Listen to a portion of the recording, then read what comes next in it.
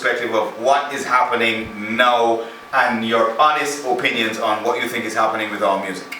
Oh, well, quite frankly, we have no industry, so there is nothing that is happening when it comes to an industry. We just have a bunch of people who got studios that are producing different artists, and then that's where we stop, basically. So as a Guyanese, I would want to say that, yeah, I totally agree with the call for a farm industry. It would help, you know, all our musical aspirations to go higher. I lived in Jamaica for a while, and I also realized how they develop their music industry. Their artists support their personalities on radio. And it was a funny thing where I heard Guyanese artists saying, oh, you know, we don't think it's necessary to probably give a token of appreciation to a presenter or somebody on radio, because according to them it's pay to play. Alright? I don't know if a lot of the artists have done any traveling and tried to promote their music outside of Guyana. They would have to pay for it to play. In this climate, to ask an artist to pay to get their music played when they're not even earning from it. So it is so with the DJs who are asking the artists and stuff, I mean, to do a song is about $40,000, $60,000, then to do a video is another $100 and something thousand. No. So it is difficult. No, this is my suggestion. Yeah. Instead of looking at it from the perspective of, oh, it's going to be expensive for the artist, why don't the artist look at it from a different perspective of, I need to get myself in a position. In other words, I need to get out there, I need to be seen, I need to get the corporate aspect of my music. I need to get business people involved with what it is that I'm doing, sponsor what it is that I'm doing. Business people only get involved in something when they see that they can make a profit from it. No, well, okay. Well, artists are multi-talented. They provide several services that are needed by businesses. Yeah. There is one image, there's also jingles, there's a whole heap of services, including launching of products. Why would I want to use an image of of somebody that, no, see, oh yeah, so it's an argument. I'm just pointing this out to show, right? Alright, as a business person, I don't know anything about, for example, the young lady sitting over there, and I guess she's an artist as well. Yes. You don't, or this guy, because I only met him tonight, you don't know anything about him, he's approaching me for me to invest in him. I'm like, your image how does your image work for me? I don't know you. Nobody want to work with people that didn't know. And I'm a perfect example of that, you know. So that brings me to my point, which I'd like to finish again, where artists don't approach businesses. That's the first thing. You've got to have a management team that takes care of your business. All that you're talking about there, I think, is a more developed industry. We could get that kind of thing rolling. Easier. No, we talk about paying the DJs and stuff. I mean, if a DJ approaches me and say, yo, I bring my CD and say, yo, brethren, you know, 2 spins, maybe on management and stuff that I said I'm working flat for in Guyana. Spin him a song for my man. He say, yo, you know, give me $1,000 or $2,000 for spin. I got him bread. And the man come like, I will give you it because us, right? But on a norm, I ain't running around with money in my pocket to pay a DJ in Guyana right now. Especially since we're not earning from the music per se. Now, if I need promotion, I have a show coming up, I have an event, I'm promoting a show, it's my show. And I want my thing spin at certain spots. And you happen to be on a spot that I really want, my audience listening, I will pay you. I'll try. Right? Because that's promotion. Good. But on a norm, I don't think people are prepared, as Vanilla rightly saying, to spend the money. Because they're not earning. Because we're not earning, and that perception is there. When you record your song, you're thinking of all these things like, oh, I'm paying but I'm not getting paid. Therefore, I'm actually working at a loss. Right? So it's hard for us to want to pay. And on the thought of corporate sponsorship and stuff, corporate is a good thought. Again, I think businesses need to be sensitized. Now, we all don't have it together as regards our artistry, but people still use our art to promote their products. I want to ask one question, right?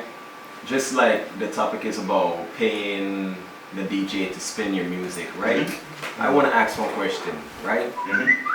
Is Movado, Alkaline, or these other overseas artists paying these same DJs to spin their music 24/7. No, but you give me your opinion on what you think is happening in Guyana and music industry that we're trying to develop. I think, like you guys were saying earlier, it comes down to structure, but more so it's culture. People have been brought up into a culture, and culture is something that doesn't change overnight. So definitely we have to start with us, and I think we need to as well. Artists need to stop looking so much for other people to do things. We need to start it ourselves. Like you were saying, team, get to manage, get yourself published, take yourself seriously first, and take you seriously. Yeah. It's not as easy as it sounds, obviously. Yeah. Basically, that's the root of it. And I think it's something that can be developed. How the approach, however, is very important. The approach is critical. Yeah, you basically got one shot. If you mess up, that's it. And I'm speaking across the board in terms of the networks, because I know there's a music network. There are other people who in their own camps, and I think that's one of our problems too. There are a lot of camps trying to do different things. And even when one person comes with an idea like a music network, something that's broader for everybody, because it's really, it may seem perception, seems like it's coming from a camp, so some people will be like, that's not my thing. And this is the truth. You can't run from that, but approach. With an approach, we realize that people seem to have a problem with the fact that cross colors involved in the network. We realize that is a problem, one. And two, most of the time people have an issue with cross-color records, but they can't seem to put the finger on what the issue is. Nobody could identify what is this problem that they have with cross-color. However, on moving on from that, because we realize that, you know what, this thing is a problem, we have taken the step to register the network. And to do, when we did that, we had to create a board of directors. We currently have 7 board of directors, which also includes Malachi, who is the director, Rakaya Boya, who's from a totally different thing, who's a director. We also have Gavin Mendonza, this rock guy, so he's one of the directors. Who am I forgetting?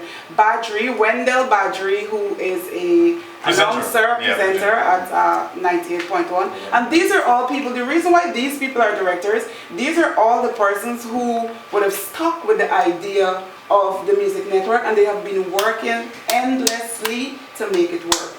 You understand? And that is one of the approaches that we took, because we realized that the other thing is, exclude cross-color out of this whole thing, right? Let's say cross-color didn't do it. Because for years we've been trying to do different groups, and it keeps, every time, it's always cross-color and Signal Productions who's left in it every time.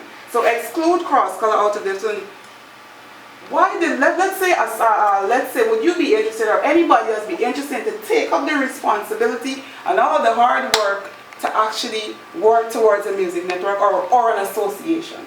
And that's what I'm saying, it comes down to culture. So even though you took that step, and I'm not going to lie, I'm not very educated on the music network. When it was started, I was in and out of the country. I wanted to attend some meetings, I didn't get to. But I'm just giving you from outside. This is not my No. I like the fact that it's an outside perspective. I also shared. I'm guessing that's why, like you said, the board of directors is created. But the thing is, no, who's the PR? Who's the face? Because every company needs a face, and if you don't, you're the face. Yes, you're the face. We're all the face. So the other thing is, right? There can be many faces into something, or many faces, but you have to have people who are representing, who know what they're talking about. You can't just have a face. In order for me to have different people to represent the network, we need different people to become a part of the network. Right now, the people who are representing the network, oh yes, Andre is a board of director, how can I forget? Yes, Andre who's right there. He's one of the, because this is one of the guys, this is one of the DJs who've been a part of the network and been dedicated to it all of the time, all of the time. So like I said, all the persons who are now part of the board of directors, and all these things takes time, my friend. We can't just, like you say, like with culture, it takes a time for people to adjust from one thing to the next thing. And you have to be forceful with it as well. Pardon? You have to be forceful with it. Yes, you have to be forceful. Yeah, that is true. And there have been a lot of monies that went into this network stuff, coming out of the pockets out of cross-color records for it to work. So it is not just we're just doing and just talking. There's a lot of things you have to put in place in order for it to function as a body, even before. So people start criticizing even before they even, criticism is good. Constructive criticism is even better. You understand? Yeah, yeah.